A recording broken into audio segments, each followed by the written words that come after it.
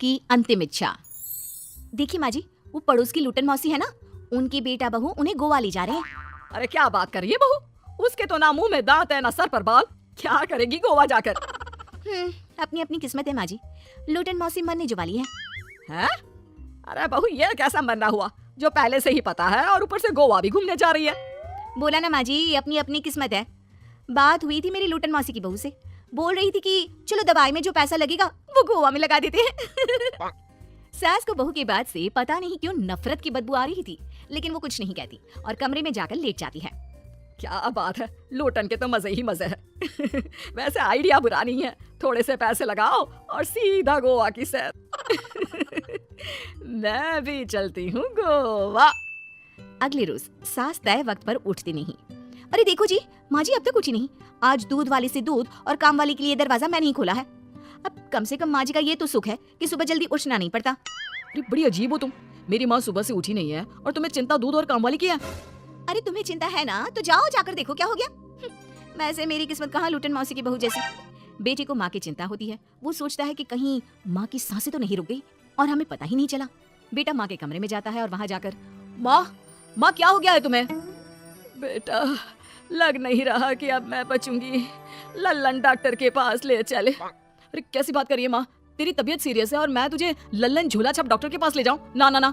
अरे तो कहाँ ले जाएगा बता दे, वहाँ एडवांस दे दिया है मैंने, वो क्या कहते हैं गूगल पे से। हैं?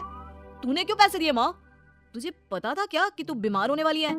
सास को लगता है कि कहीं चोरी पकड़ी तो नहीं गई। वो हड़बड़ा जाती है और उसे पसीने निकलने लगते हैं। अरे माँ क्या हो गया, सर्दी में भी पसीने? लगता है तेरी तबीयत ज्यादा ही खराब है और लल्लन डॉक्टर पास ही में है, चल उसी को दिखा देता हूँ। माँ को लेकर बेटा डॉक्टर के पास जाता है, जहाँ माँ ने पहले ही पैसे देकर सेटिंग कर रखी थी। डॉक्टर के क्लिनिक में जाते ही डॉक्टर की ओवर एक्टिंग की दुकान खुल जाती है। हाय राम माँ जी, हे भगवान, अब तो कुछ नहीं हो सकता, ये तो मरने वाली है बेटा। हैं? ओए डॉक्टर है इसलिए इज्जत से बात करूंगा, नहीं तो मेरी माँ को देखे बिना ये बकवास करने के लिए तेरे मुंह में घूसा मार देता। अरे ना ना बेटा ऐसे मत बोल, वो डॉक्टर है, उसे वो दिख जाता है जो किसी को नहीं दिखता। हाँ माँ शायद तू ठीक बोल रही है। डॉक्टर क्या दिखा आपको? हमारे डॉक्टर जी, जिन्होंने पहले से ही माँ से बोलने के पैसे ले रखे थे। यमराज, काला भैंस, वो तुम्हारी माँ को ले जा रहा है, ले जाओ इन्हें। यार माँ ये डॉक्टर ही या तांत्रिक, क्या क्या बोला जा रहा है? अरे बेटा वो डॉक्टर है, उसे वो दिखता है जो किसी को नहीं दिखता। इनकी हर इच्छा पूरी करो, क्योंकि यम नहीं चाहते कि इनकी कोई भी इच्छा को अधूरी रखा जाए। निराश मन से बेटा माँ को लेकर घर आता है। माँ आज से मैं ऑफिस नहीं जाऊंगा, चल तुझे वो झूले वाले पार्क में ले चलता हूँ जहाँ तू पिताजी के साथ जाया करती थी। ठीक है बेटा चल, लेकिन साथ में वो बीड़ी का बंडल रख लेना, तेरे पिताजी वहीं झाड़ी में पिलाते थे मुझे। हैं? माँ कैसी बात कर रही हो? वैसे भी जीवन के 4 दिन बचे हैं और तुम। अरे देख बेटा, ना पिलानी तो ना पिला, लेकिन सुना ना तूने डॉक्टर ने क्या कहा कि मेरी कोई इच्छा खाली नहीं रहनी चाहिए। अरे वैसे बेटा 4 दिन की जिंदगी है, न जाने कब मौत आ जाए।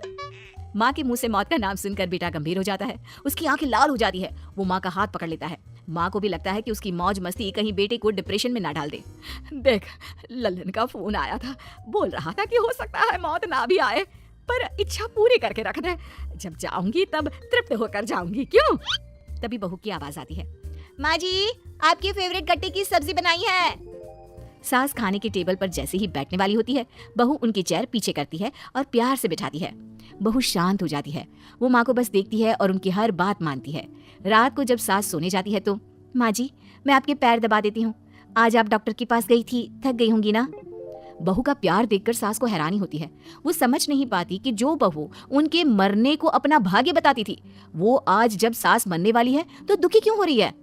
क्या सोच रही है माँ जी? यही ना कि मैं ऐसा क्यों कर रही हूँ? माँ जी मैंने आपको हमेशा अपनी माँ माना है। माना आपसे नाराज होती थी, परेशान होती थी, आपकी बातें चुभती थी, लेकिन यकीन माने प्यार बहुत है आपसे मुझे। सास बहू को गले लगा लेती है। अरे तू क्यों मोह में डाल रही है, आज नहीं तो कल मुझे मरना ही है ना।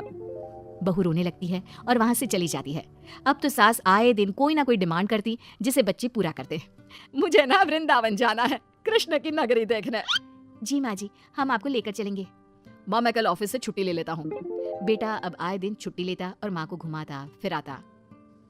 एक दिन बॉस कहते हैं, रमन क्या बात है, मैं देख रहा हूँ पिछले 1 महीने से तुम ना काम करते हो ना धाम, बस सारा दिन इमोशनल से बैठे रहते हो। ऐसे में तो कंपनी तुमको और नहीं रख पाएगी। मैं खुद ही नौकरी छोड़ने की सोच रहा था बॉस। वो क्या है कि माँ का आज नहीं तो कल कभी भी देहांत हो सकता है। इतना कीमती समय मुझे तो पल पल उनके साथ रहना होगा। पता नहीं कब वो मुझे छोड़कर चली जाए। और बेटा नौकरी छोड़ देता है। माँ मैंने नौकरी छोड़ दी है, आज से मैं तेरे पास रहूंगा। माँ जी मैंने भी बच्चों का नाम स्कूल से कटवा दिया है, अब हम सब आपके पास ही रहेंगे और आपकी सारी इच्छा पूरी करेंगे। अब सास को लगता है ये तो कुछ ज्यादा ही हो गया। अरे बेटा नौकरी नहीं करेगा तो खाएगा क्या, बच्चे स्कूल नहीं जाएंगे तो साल बर्बाद हो जाएगा। वो समझ नहीं पाती कि क्या करे, कैसे ये ड्रामा खत्म करे। बेटा बहू अब तुम लोगों से एक बात करनी थी।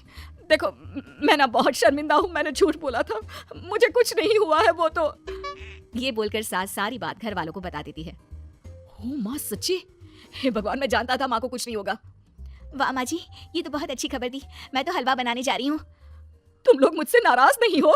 नहीं माँ जी हम बहुत खुश हैं कि आपके मरने की खबर झूठी है। माँ शायद मैं तेरे ठीक होते ही तेरा इतना ख्याल रख लेता तो तुझे ये नाटक करने की जरूरत नहीं पड़ती। माँ जी आप हम लोगों को माफ कर दीजिए।